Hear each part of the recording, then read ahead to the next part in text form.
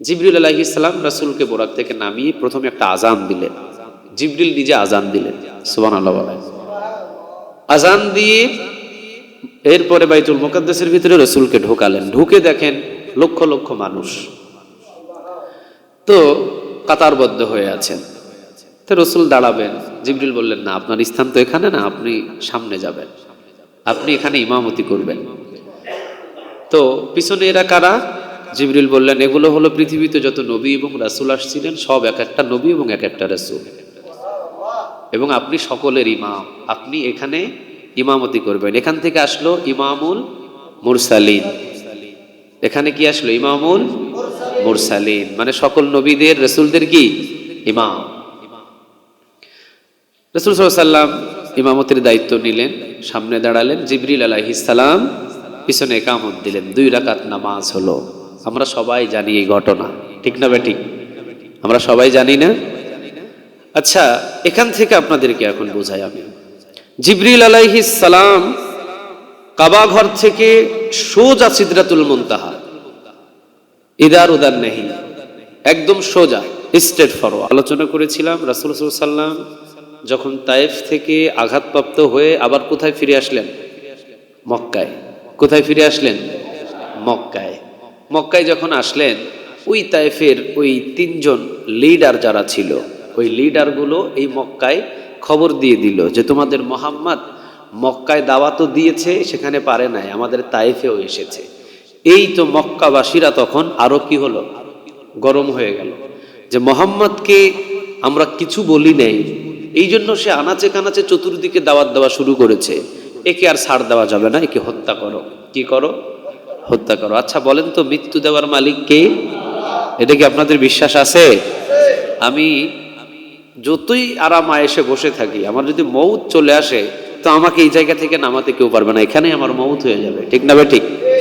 এই জন্য আল্লাহ রাব্বুল আলামিন বলেছেন, ইযা জাআ আজালুহুম লা ইস্তাখিরুনা সাআতাও ওয়া লা ইস্তাকদিমুন। মৃত্যুর ঘন্টা যেদিন তোমার বেজে যাবে, মায়ের কোলের উপরে যদিও আমি তোমার মৃত্যুর ঘন্টা বাজিয়ে দিই, বয়স হতে পারে 3 দিন, হতে পারে 1 সপ্তাহ, বয়সের দিকে তাকিয়ে আমি ঘন্টা বাজাবো না। ঘন্টা বাজিয়ে দিয়েছি, বয়স তোমাকে কখনো রাখবে না। তোমার বয়স 1 সপ্তাহ, 3 দিন, 5 দিন, 15 দিন, 3 মাস, অথবা মায়ের পেটের ভিতর থেকে যদি ঘন্টাটা বাজিয়ে দিই, মায়ের পেট থেকে বাকির হয়ে 5 মিনিট 10 মিনিট পর তাকে দুনিয়া থেকে বিদায় করে নেন, তিনি কে? এমন মৃত্যু কি আমাদের সমাজে হয়? কথা বলেন না, হয়? আসছে দুনিয়ায়, দেখা গেছে যে 50 মিনিট 1 ঘন্টা হায়াত পাইছে, এরপরে মারা গেছে, হয় না? আল্লাহ রাব্বুল আলামিন এই জন্য বলছেন, মৃত্যুর ফয়সালা আমি করি। মাকারু ওয়া মাকারাল্লাহু ওয়াল্লাহু খায়রুল মাকিরিন। মক্কাবাসী তারা সিদ্ধান্ত নিল মুহাম্মদকে দুনিয়া থেকে বিদায় করে দেবে। তারা সবাই চিন্তা করলো মুহাম্মদকে নিচে নামাতে। আর আমি আল্লাহ রাব্বুল আলামিন এমন একটা স্থান নবীকে দান করলাম যে সারা পৃথিবী মিলে নবীর ধারা কাছার কাছেও যেতে পারবে না। সুবহানাল্লাহ। তারা চাইলো নবীকে ধরে নিচে নামাতে, আর আমি আল্লাহ এমন একটা স্থানে ওনাকে উঠালাম যে সারা পৃথিবীর ধরা ছোঁয়ার বাহিরে। সুবহানাল্লাহ বলেন। কোথায় উঠালেন? এই 7 আসমান উপর থেকে, এই 7 আসমান উপরে আগে উঠালেন আল্লাহ সুবহানাহু ওয়া তাআলা। মেরাজের রাত যেটাকে বলা হয়, 7 আসমানের উপরে উঠানোর পরে 7 আসমান থেকে আরো 70,000 উপরে সিদরাতুল মুনতাহাতে উঠালেন। সুবহানাল্লাহ বলেন। মানে 70,000 বছর পথের রাস্তা, চিন্তা করেন। মানে 7 আসমানে তো উঠালেন, 1 আসমান থেকে 1 আসমান, হাজার হাজার বছরের রাস্তা। এরপরে 7 আসমান ভেদ করে সিদরাতুল মুনতাহা, অর্থাৎ 7 আসমানের ভিতরেই কয়েকজন নবীর স্থান আছে। মুসা আলাইহিস সালাম আছেন, ইব্রাহিম আলাইহিস সালাম আছেন, ওরা এই 7 আসমানের ভিতরে আছেন। আল্লাহ সুবহানাহু ওয়া তাআলা বললেন যে 7 আসমান থেকেও 70,000 বছরের রাস্তার উপরে আমি নবীকে উঠাইছি। সুবহানাল্লাহ। সেই স্থানটা হলো সিদরাতুল মুনতাহা, যেখানে জিবরিল আলাইহিস সালামও যাওয়ার অনুমতি নাই। সুবহানাল্লাহ বলেন। তাহলে আল্লাহ সুবহানাহু ওয়া তাআলা যাকে উপরের দিকে উঠায়, তারে কি পিছনে কেউ টেনে নিচে নামাতে পারে? মক্কাবাসী যখন সিদ্ধান্ত নিলেন মুহাম্মদ চতুর্দিকে কালেমার দাওয়াত দেওয়া শুরু করেছে, মুহাম্মদকে হত্যা করা হবে, আজকে রাতের বেলায় সিদ্ধান্ত নাও রাতের বেলা সিদ্ধান্ত গ্রহণ করলেন মক্কার নেতা। নবী নিজের ঘরে আসরের নামাজের আগে অথবা পরে এমন সময়ের ভিতরে রাসূল আছেন। জিবরিল আলাইহিস সালাম আসলেন রাসূলের কাছে, এসে বললেন, ইয়া রাসূলুল্লাহ, আজকে আপনার ঘরে আপনাকে হত্যা করার জন্য চেষ্টা করা হবে, অতএব আপনি ঘরটাকে পরিবর্তন করে অন্য ঘরে অবস্থান করেন। সুবহানাল্লাহ বলেন। তখন রাসূলকে যখন জিবরিল জানিয়ে দিলেন, রাসূল নিজের ঘর বাদ দিয়ে রাসূলেরই একটা চাচাতো বোন ছিল আবু তালেবের মেয়ে, উম্মে হানি বলে তার নাম, রাসূল সাল্লাল্লাহু আলাইহি ওয়াসাল্লামের চাচাতো বোন। একদম এটা হলো কাবার চত্বরের প্রায় কাছাকাছি এই বাড়িটা, উম্মে হানির বাড়ি। তো উম্মে হানির বাড়িতে রাসূল সাল্লাল্লাহু আলাইহি ওয়াসাল্লাম ঢুকলেন এবং চাচাতো বোন তাকে থাকার জন্য জায়গা দিলেন। চাচাতো বোনের ঘরের ভিতরে রাসূল ঘুমালেন। এই 8টা থেকে 9টা অথবা 10টার ভিতরে আবার দরজা এসে নক করতেছে। তখন রাসূল সাল্লাল্লাহু আলাইহি ওয়াসাল্লাম বললেন যে কে? বাহির থেকে বললেন যে আমি তো জিবরাইল। সুবহানাল্লাহ বলেন। রাসূল, আমি জিবরাইল এসেছি আপনার কাছে। তখন রাসূল বললেন যে বিকেলেই না সাক্ষাৎ হলো, আবার তুমি? তখন জিবরিল বললেন, হ্যাঁ, আল্লাহ সুবহানাহু ওয়া তাআলার আদেশে আমাকে 24 ঘন্টা আসতে আমি বাধ্য। রাসূলও বুঝতে পারলেন জিবরিল নিজের থেকে কিছু বলে না যতক্ষণ না পর্যন্ত আল্লাহ সুবহানাহু ওয়া তাআলা তাকে আদেশ না করেন। ঠিক না ভাই? ঠিক। তখন রাসূল দরজাটা খুললেন। দরজা খোলার পরে জিবরিল আলাইহিস সালাম কি বললেন? ইয়া রাসূলুল্লাহ, আপনাকে বের হয়ে আসতে হবে। জিবরিল আলাইহিস সালামের কথাই রাসূল বের হয়ে আসলেন। তখন জিবরিল বললেন, আমার পিছনে পিছনে আসতে হবে। কোথায় যেতে হবে? জিবরিল বললেন, আমি যেখানে আপনাকে নিয়ে যাব সেখানে যেতে হবে। তখন জিবরিল আলাইহিস সালাম সামনে হাঁটছেন, রাসূল পিছনে পিছনে অনুসরণ করে হাঁটছেন।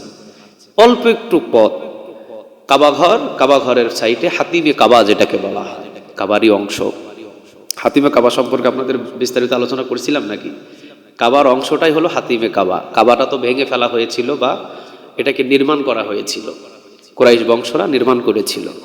তো কুরাইশ বংশের ভিতরে হালাল উপার্জন যাদের ছিল তারা টাকা পয়সা দিয়ে এটাকে নির্মাণ করলো।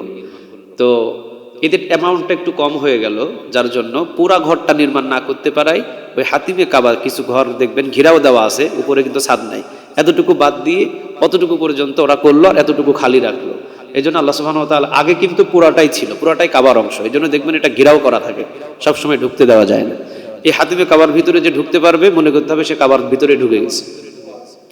তো এটা ঘেরাও করা রাখে, মানে এটা প্রতিদিন একবার খোলা হয়, এক টাইম করে হাজি 30 জন করে ঢুকতে দেওয়া হয় এখানে। যারা এখানে নামাজ পড়তে পারে বুঝতে হবে তারা কাবার ভিতরে নামাজ পড়ে ফেলেছে। এই জায়গাটা বলা হয় হাতিমে কাবা। তো রাসূলকে হাতিমে কাবার কাছে নিয়ে গেলেন। এরপরে জিবরিল আলাইহিস সালাম বললেন, ইয়া রাসূলুল্লাহ, আপনাকে শুইতে হবে, চিত হয়ে শুইতে হবে। আমরা চিত হয়ে শুই না প্রথমে? তো রাসূল সাল্লাল্লাহু আলাইহি ওয়াসাল্লামকে জিবরিল বললেন, আপনাকে একটু চিত হয়ে শুইতে হবে। তো রাসূল সাল্লাল্লাহু আলাইহি ওয়াসাল্লাম চিত হয়ে শুইলেন। জিবরিল আলাইহিস সালাম শাহাদাত আঙ্গুল দিয়ে রাসূলের এই কণ্ঠনালী থেকে একদম নাভি পর্যন্ত একটা টান দিলেন। তো এক টানে রাসূল সাল্লাল্লাহু আলাইহি ওয়াসাল্লামের এই কণ্ঠনালী থেকে নাভি পর্যন্ত চিরে ফাঁক হয়ে পুরা ভিতরের যা আছে সব দেখা গেছে। সুবহানাল্লাহ বলেন। ওই প্রথমেই ওপেন হার্ট সার্জারি জিবরিল আলাইহিস সালাম করেছেন, আর ওটা থেকেই আজকে পৃথিবীর ভিতরে এটা জারি হয়ে গেছে। তো রাসূল সাল্লাল্লাহু আলাইহি ওয়াসাল্লামের প্রথম ওপেন হার্ট সার্জারি করা হলো সিনা চাক যাকে বলা হয়। তো রাসূল সাল্লাল্লাহু আলাইহি ওয়াসাল্লাম এর আগেও হয়েছিলেন, জিবরিল করেছিলেন ছোটবেলায়। এটা রাসূল সাল্লাল্লাহু আলাইহি ওয়াসাল্লামের এই কণ্ঠনালী থেকে নাভি পর্যন্ত চিরে ফেললেন। এরপরে ভিতর থেকে কলব যেটাকে বলা হয়, কলবটাকে বাহির করে নিয়ে রাসূল সাল্লাল্লাহু আলাইহি ওয়াসাল্লামের আরো কয়েকজন ফেরেশতা ছিল, তারা স্বর্ণের পাত্র নিয়ে, এটাকে জমজম কূপের পানি বলেন আর হাউজে কাউসারের পানি বলেন, হাউজে কাউসারের পানি দিয়ে এটাকে পবিত্র করে ধুয়ে মুছে, ফেরেশতা জিবরিল আলাইহিস সালাম নিজে ধুয়ে মুছে পরিষ্কার পরিচ্ছন্ন করে এরপরে আবার আগের জায়গায় লাগিয়ে দিয়ে দুই পাশে একটা চাপ দিলেন, আগের মতো রাসূল সুস্থ হয়ে গেলেন। সুবহানাল্লাহ। তো সাহাবীরা বলতেন রাসূল সাল্লাল্লাহু আলাইহি ওয়াসাল্লামকে, যারা সব থেকে কাছের সাহাবীরা ছিলেন তারা রাসূল সাল্লাল্লাহু আলাইহি ওয়াসাল্লামকে যখন কাছে থেকে একদম দেখেছেন, কয়েকজন সাহাবী, তাদের ভিতরে একজন আনাস রাদিয়াল্লাহু তাআলা আনহু, আরে কয়েকজন দেখেছেন রাসূলকে তো তারা দেখেছেন যে রাসূল সাল্লাল্লাহু আলাইহি ওয়াসাল্লামের এই কণ্ঠ থেকে নাভি পর্যন্ত, অর্থাৎ নাভির উপর থেকে কণ্ঠ থেকে বুক পর্যন্ত তারা যতটুকু দেখেছেন, তারা বলেছেন আমরা দেখেছি রাসূল সাল্লাল্লাহু আলাইহি ওয়াসাল্লামের এখানে যে ওপেন হার্ট সার্জারি করা হয়েছে, এই দাগ আমরা অনুভব করতাম। আল্লাহু আকবার, একটু অনুভব করতে পারতাম আমরা। তো এখান থেকে রাসূল সাল্লাল্লাহু আলাইহি ওয়াসাল্লামকে উঠালেন, উঠানোর পরে একটা বাহন নিয়ে আসলেন, সে বাহনটার নাম হলো বুরাক। নাম কি? বুরাক। এই বুরাকের আকৃতিটা হলো কেমন? বুরাকের পিছন সাইডটা হলো ঘোড়ার মতো, সামনের সাইডটা হলো মানুষের মতো। পিছন সাইড ঘোড়ার মতো, সামনের সাইড মানুষের মতো। এর গতিটা হলো বোরাক এসেছে বারকুন থেকে। বারকুন অর্থ হলো বিদ্যুৎ, মানে বিদ্যুতের চাইতে গতি এর বেশি। এই বোরাকের গতিটা কেমন ছিল? বোরাকের গতিটা ছিল সে যতটুকু চোখে দেখে এতটুকু পর্যন্ত তার এক কদমের রাস্তা। চিন্তা করেন, সে যতটুকু চোখে দেখে ততটুকু পর্যন্ত কয় কদম মারে? এক কদম মারে। পিছনে দুইটা পা ছিল ঘোড়ার মতো, সামনের দুইটা মানুষের হাতের মতো, চারটাই ছিল। পিছনের দুইটা ঘোড়ার মতো পা ছিল, সামনের দুইটা মানুষের মতো ছিল। আর পিছনের সাইডটা ছিল ঘোড়ার মতো, আর সামনের সাইডটা ছিল মানুষের মতো। এটা গাধা থেকে একটু বড়, ঘোড়া থেকে একটু ছোট। এটাকে বলা হয় বুরাক। তো আল্লাহ সুবহানাহু ওয়া তাআলা জিবরিল আলাইহিস সালামের মাধ্যমে এটা দিয়ে রাসূল সাল্লাল্লাহু আলাইহি ওয়াসাল্লামকে বললেন এখানে উঠেন। তো এখানে রাসূল সাল্লাল্লাহু আলাইহি ওয়াসাল্লাম, লম্বা ঘটনা তো, এখানে উঠলেন। এখানে ওঠানোর পর রাসূল সাল্লাল্লাহু আলাইহি ওয়াসাল্লাম এখান দিয়ে 1 মাসের পথ, সেটা হলো বাইতুল মুকাদ্দাস। মক্কা থেকে কয় মাস লাগে যাইতে? 1 মাস লাগে। অথচ এই বাইতুল মুকাদ্দাসে কয়েক মিনিটে, 1 থেকে 2 মিনিটে রাসূলকে নিয়ে গেলেন। তো রাসূল সাল্লাল্লাহু আলাইহি ওয়াসাল্লাম যাওয়ার সময় অনেক বর্ণনা আছে, কিন্তু এখানে অনেক বর্ণনা আছে। ফেরাউন আসিয়া আলাইহিস সালামকে যেখানে পুড়িয়েছিলেন ফেরাউন, রাসূল সাল্লাল্লাহু আলাইহি ওয়াসাল্লাম সেখানে যাওয়ার সময় জান্নাতের ঘ্রাণ পেয়েছিলেন। তো রাসূল সাল্লাল্লাহু আলাইহি ওয়াসাল্লাম জিজ্ঞাসা করলেন যে এখানে আমি একটা ঘ্রাণ পাচ্ছি। তখন রাসূল সাল্লাল্লাহু আলাইহি ওয়াসাল্লামকে জিবরিল বললেন এটা হলো আসিয়া আলাইহিস সালামের ঈমানের পরীক্ষায় তাকে যে জ্বালানো হয়েছে, তাকে জ্বালানোর পর যেই গন্ধগুলো বের হয়েছে, আল্লাহ সুবহানাহু ওয়া তাআলা এই গন্ধের বিনিময়ে আল্লাহ সুবহানাহু ওয়া তাআলা এখানে জান্নাতের ঘ্রাণ পরিবর্তন করে দিয়েছেন। মানে আসিয়া আলাইহিস সালামের ঈমানের পরীক্ষা ছিল অন্যরকম। তুর পর্বত দেখলেন, একের পর এক পর্বত দেখলেন। তো এগুলো সবকিছু দেখে দেখে কয়েক মিনিটের ভিতরে নিয়ে গেলেন বাইতুল মুকাদ্দাস, যেটাকে বলা হয় জেরুজালেম। সুলাইমান আলাইহিস সালামের নির্মাণকৃত এই মসজিদ জিন জাতিরা বানিয়েছিলেন। সুলাইমান আলাইহিস সালাম জিনদেরকে দিয়ে এই মসজিদটা তৈরি করেছিলেন, মানুষ দিয়ে নয়, জিনেরা তৈরি করেছিল এই মসজিদ। আর সুলাইমান আলাইহিস সালামের হাতের কবলে ছিল জিন জাতি। তো জিনদেরকে দিয়ে এত সুন্দর মসজিদটা নির্মাণ করেছিলেন। এখানে রাসূল সাল্লাল্লাহু আলাইহি ওয়াসাল্লাম বুরাক থেকে নামলেন। রাসূল সাল্লাল্লাহু আলাইহি ওয়াসাল্লাম এই জায়গা থেকে জিবরিল আলাইহিস সালাম রাসূলকে বুরাক থেকে নামিয়ে প্রথমে একটা আযান দিলেন। জিবরিল নিজে আযান দিলেন, সুবহানাল্লাহ বলেন। আযান দিয়ে এরপরে বাইতুল মুকাদ্দাসের ভিতরে রাসূলকে ঢোকালেন। ঢুকে দেখেন লক্ষ লক্ষ মানুষ তো কাতারবদ্ধ হয়ে আছেন।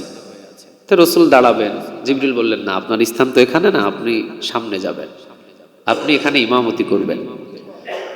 তো পিছনে এরা কারা? জিবরিল বললেন এগুলো হলো পৃথিবীতে যত নবী এবং রাসূল আসছিলেন, সব এক একটা নবী এবং এক একটা রাসূল, এবং আপনি সকলের ইমাম, আপনি এখানে ইমামতি করবেন। এখান থেকে আসলো ইমামুল মুরসালিন। এখানে কি আসলো? ইমামুল মুরসালিন, মানে সকল নবীদের রাসূলদের কি ইমাম। রাসূল সাল্লাল্লাহু আলাইহি ওয়াসাল্লাম ইমামতির দায়িত্ব নিলেন, সামনে দাঁড়ালেন। জিবরিল আলাইহিস সালাম পিছনে ইকামত দিলেন। 2 রাকাত নামাজ হলো। আমরা সবাই জানি এই ঘটনা, ঠিক না বেঠিক? আমরা সবাই জানি না? আচ্ছা, এখান থেকে আপনাদেরকে এখন বোঝাই আমি। জিবরিল আলাইহিস সালাম কাবা ঘর থেকে সোজা সিদরাতুল মুনতাহা, ইদার উদার নেই, একদম সোজা, স্ট্রেট ফরওয়ার্ড। কাবা ঘর থেকে সোজা হলো সিদরাতুল কি মুনতাহা, একদম সোজা। তাহলে বাইতুল মুকাদ্দাসে 1 মাসের পথ কেন নিয়ে গেলেন রাসূলকে? নিশ্চয়ই এখানে কোনো কারণ আছে, ঠিক না ভাই? ঠিক। এখানে 2টা কারণ পাওয়া যায়। একটা কারণ হলো আল্লাহ সুবহানাহু ওয়া তাআলা রাসূলকে মক্কা থেকে সোজা উপরের দিকে সিদরাতুল মুনতাহা, এখান থেকে নিয়ে আসতে পারতেন, কিন্তু এখানে না নিয়ে গিয়ে 1 মাসের পথ বাইতুল মুকাদ্দাসে নিলেন। দুইটা কারণে। এক, পৃথিবীর যতই আপনার কাজ থাকুক সবার আগে নামাজ। সবার আগে কি? নামাজ। আপনি হতে পারেন বিভিন্ন জায়গার বিভিন্ন কাজের ব্যস্ততার মানুষ, হতে পারেন কেউ সিএনজি ড্রাইভার, হতে পারেন কেউ ব্যবসায়ী, হতে পারেন কেউ দিনমজুরি, হতে পারেন কেউ রিক্সা ড্রাইভার, কিন্তু কর্মের আগে আগে কি? নামাজ। রাসূলকে সফর দেওয়ার আগে আগে কি দিলেন? নামাজ। আগে হতে হবে নামাজ। নামাজ ছাড়া পৃথিবীতে আগে কোনো কাজ করা যাবে না। আপনি মসজিদে অথবা যে কোনো স্থানে, যে কোনো জায়গায়, যে কোনো পরিস্থিতিতে আপনি দাঁড়িয়েছেন, আজান হয়ে গেছে, আপনাকে দাঁড়িয়ে যেতে হবে। পুরো জমিনটাকে আল্লাহ সুবহানাহু ওয়া তাআলা রাসূলের জন্য মসজিদ বানিয়ে দিয়েছেন। সুবহানাল্লাহ বলেন। তাহলে আল্লাহ সুবহানাহু ওয়া তাআলা নিয়ে যাবেন সিদরাতুল মুনতাহা, কিন্তু সেখানে না নিয়ে গিয়ে বাইতুল মুকাদ্দাসে গিয়ে আগে কি পড়ালেন? সবাই বলেন, আগে কি পড়ালেন? নামাজ। আগে নামাজ পড়ালেন। তাহলে এখান থেকে বোঝা গেল নামাজের উপরে আমাদের কোনো ধরনের কোনো ওসিয়ত চলবে না। অসুস্থ হন, শুয়ে শুয়ে নামাজ পড়েন, বসে বসে নামাজ পড়েন, যে কোনো পরিস্থিতিতে নামাজ পড়েন, কিন্তু নামাজ কখনো ছেড়ে দেওয়া যাবে না। আগে রাসূলকে আগে নামাজ পড়ানোর পরে সফরের কাজ পরে দিলেন, আগে গিয়ে বাইতুল মুকাদ্দাসে ইমামতি করেন, আগে নামাজ পড়েন। সুবহানাল্লাহ বলেন। তাহলে আমরা বুঝতে পারলাম যে আগে হলো আমাদের নামাজ, পরে হলো আমাদের ব্যবসা। আগে হলো আমাদের নামাজ, পরে হলো আমাদের চাকরি। আগে হলো আমাদের নামাজ, পরে হলো আমার সিএনজি। আগে হলো আমার নামাজ, পরে হলো আমার রিক্সা। ঠিক না বেঠিক? আগে কি? সবাইকে বলতে হবে, আগে কি? নামাজ। নামাজ এক ওয়াক্ত কখনোই ছাড়া যাবে না, এক ওয়াক্ত কখনো মিস করা যাবে না। সুবহানাল্লাহ বলে। খবরদার, এক ওয়াক্ত নামাজ কখনো মিস করা যাবে না। আমরা সব জানি, সব বুঝি, সব পারি, এরপরও আমরা দেখি নামাজটাকে কাজা করে ফেলি। আমাদের সমাজে এরকম মানুষ নাই? আছে। নামাজ পড়তে কয় মিনিট লাগে? কতটুকু সময় লাগে? সারাদিন 24টা ঘন্টার ভিতরে আল্লাহকে 1টা ঘন্টা দিলেই তো হয়। কথা বলেন না কেন? 5 ওয়াক্ত নামাজে 5 10 50, 10 মিনিট করে দেন, অথবা তাহলে তো 1 ঘন্টা দিলেই হয়। বাকি 23 ঘন্টা তো আপনি নিজের জন্যই রাখলেন। 1টা ঘন্টাকে আমরা আল্লাহ সুবহানাহু ওয়া তাআলার জন্য দিতে পারবো না? কথা বলেন না, পারবো না? দোকানে ওখানেই নামাজ পড়ে নেন। আপনি রাস্তায় আছেন, যে কোনো কাজে ব্যস্ত আছেন, অথবা যে কোনো মাঠে আছেন, ওখানেই নামাজ পড়েন, অসুবিধা নেই। আল্লাহ সুবহানাহু ওয়া তাআলা কবুল করে নেবেন ইনশাআল্লাহ। আপনার হাতে খুব সময় কম, একেবারে সময় কম। আপনি সুন্নাত পড়তে পারছেন না, শুধু ফরজটা পড়ে নেন। সুন্নাত পারছেন না, শুধু ফরজটা 4 রাকাত পড়ে নেন, অথবা 2 রাকাত পড়ে নেন। এরপর আপনি খুব ব্যস্ততা, আপনি কাজ স্টার্ট করেন। কথা কি বুঝাইতে পারছি? সুন্নাত পড়বেন, অবশ্যই পড়বেন, কিন্তু যখন বেশি ব্যস্ততা হয়ে গেছেন তখন কোনটা পড়বেন? ফরজটা অবশ্যই পড়ে নেবেন, সুন্নাতটা পরবর্তীতে দেখা যাবে সেটা, কিন্তু ফরজটা কখনো কাজা করা যাবে না। আমরা সব বুঝি, বুঝার পরে ওই যে লতা যেভাবে ঝোলায় নিয়ে ধরে থাকি, ওইভাবে ধরে থাকি। একজন ফজরের নামাজ পড়ে হাঁটতে গেছে পাহাড়ের উপরে। কোথায়? পাহাড়ের উপরে হাঁটতে গেছে, মেসাল দিচ্ছি আমি। তো পাহাড়ের উপরে হাঁটতে গিয়ে কুয়াশার ভিতরে পা দিছে, তো পাথরের উপরে একটু কুয়াশা টুয়াশা পড়ছে, পা দিছে আর পাটা খাই স্লিপ খাই, গড়ে পড়ে গেছে একদম প্রায় 500 ফুট উপরে। গড়তে গড়তে গড়তে গড়তে নিচে যদি পড়ে তাহলে তার নাক মুখ কিছুই খুঁজে পাওয়া যাবে না। গড়তে গড়তে গড়তে গড়তে ডানে তাকায় বামে তাকায়, ধরার মতো কিছু পায় না।